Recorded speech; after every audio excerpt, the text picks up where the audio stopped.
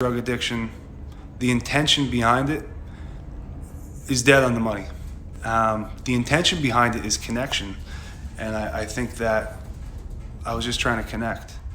And I wanted connection. It was just off the rails a little bit. And that's totally okay. And you need to go on these big pendulum swings of like anger and peace, and there's a balance in between. And I'm just trying to set that intention tonight that it's totally okay.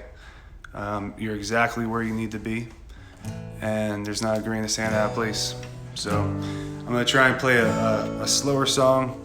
It's called Union Worker in December. I was in a union in Pennsylvania, construction, before I got my degree. And now I am an environmental scientist. I just got back from Catalina Island, which is, I'm so grateful for that gift of like not fucking my life up totally off where I couldn't, support myself. And, I have keys to a car. I have keys to an apartment. That's fucking amazing for someone like me. So this song, Union Worker in December. Well, they shut down the factories when I was 17. They turned it into a casino. And I smell Peking duck hanging up in the window. So I'll stop in for something to eat. And it's the smell of freedom all in the air in springtime. No, it's the smell of death in September.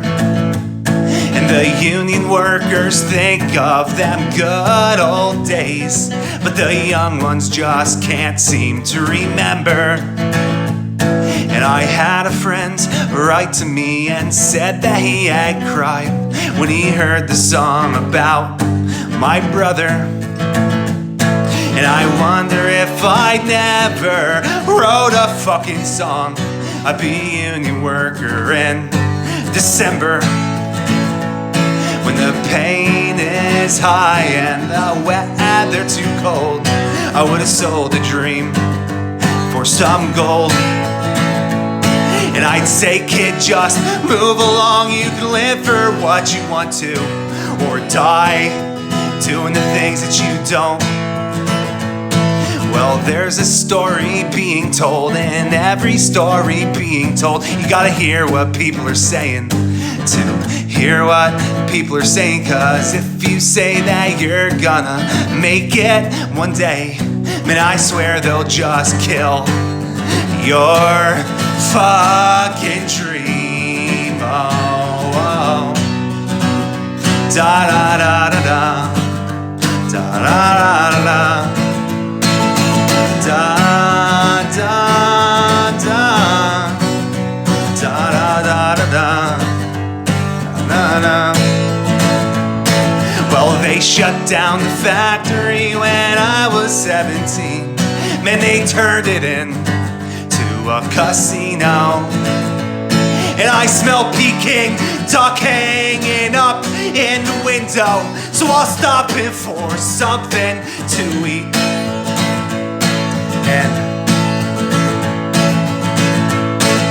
And it's the smell of freedom all in the air in springtime. No, it's the smell of death in September. So when the nation's slowly in decay, I'll listen to what they say, trading my labor card for a brand new guitar.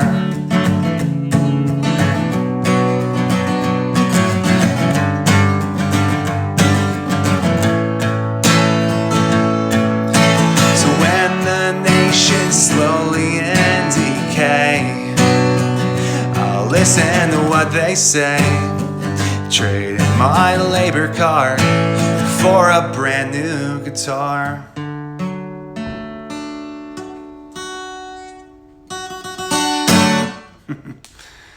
Oh man.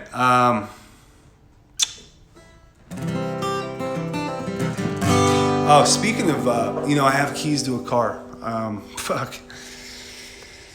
A lot of my it's not me doing this, it's grace or something, because I'm totally an asshole, and I destroy my life, and I go into a rehab, and I come out, and I start doing drugs again, and I break everyone's heart, and it's on repeat. So I started to write. Oh, dude. So I was in prison. So I went to jail the first time, and at that point my brother died, and I grew up in Nazareth, Pennsylvania. There's a place called the Martin Guitar Factory. This guitar is a Martin. It was a family gift. It's the only possession I never pawned, because it meant so much to me. Was this guitar that my family got me when my brother Dave died, January 18, 2016. He died of a heroin overdose. And well, I'll play a song that I wrote about my brother Dave, and I started writing around that time, and I sucked. No Cash, dude. No Cash they're fucking awesome. This guy, Chris Trey, who I went to high school with, Mo Trey, his little brother, his little sister, sorry, Marine. Fucking No Cash was gnarly. They're fucking, somewhat poor white trash from a fucking blue collar town. And anyways, Chris Trey ended up starting a band called the Mad Conductor, and from No Cash, the Mad Conductor was born. And that was like one of my first shows I went to. Chris Trey does like a mix between rap and rock, and Mad Conductor's a cool ass band, man. I would suggest checking them out. So I'm gonna play a song that I wrote when I was in jail, or slightly after that. But I wrote the concept because I was destroying my fucking life. So this is my thought process behind this song, Despondent. My depression and my anxiety basically consumed me, and I was so involved with self.